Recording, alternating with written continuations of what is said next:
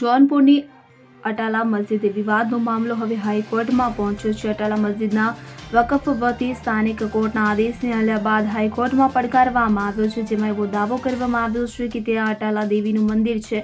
હવે આ મામલે રાજકારણ ચરમસીમા પર છે। એઆઈએમઆઈએમના વડા અસદુદ્દીન ઓવૈસીની પ્રતિક્રિયા સામે આવી છે, જેમાં તેમણે જણાવ્યું હતું કે દેશના લોકોને લડાઈમાં ફસાવી રહ્યા છે। આમ ઓવૈસીએ આ વિવાદનો અંત લાવવા જણાવ્યું હતું। મળતી માહિતી અનુસાર સ્વરાજ વાહિની એસોસિએશને આ વર્ષે જોનપુર ડિસ્ટ્રિક્ટ કોર્ટમાં દાવો કર્યો હતો કે અટાલા મસ્જિદ મંદિરને તોડીને બનાવવામાં આવી હતી।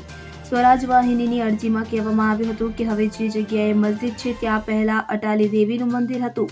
અટાલા મસ્જિદના વકફ વતી દાખલ કરવામાં આવેલી અરજીમાં કહેવામાં આવ્યું છે કે વાદી પાસે દાવો કરવા માટે કોઈ લોક્સ સ્ટેન્ડી નથી। વિવાદિત મિલકત હંમેશા મસ્જિદ રહી છે અને તે ક્યારેય કોઈ અન્ય ધર્મના કબજામાં નથી રહી કે અન્ય કોઈ દ્વારા તેનો કબજો લેવામાં આવ્યો નથી। આ મામલે 9 ડિસેમ્બર 2024ના રોજ અલ્હાબાદ હાઈકોર્ટમાં સુનાવણી હાથ ધરવામાં આવશે।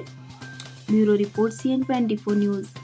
હવે જુઓ દેશ દુનિયાની તમામ ખબરો તમારી આંગળીના ટેરવે। ઉઠાવો મોબાઈલ અને Google Play Store પરથી ડાઉનલોડ કરો અમારી CN24 ન્યૂઝ મોબાઈલ એપ।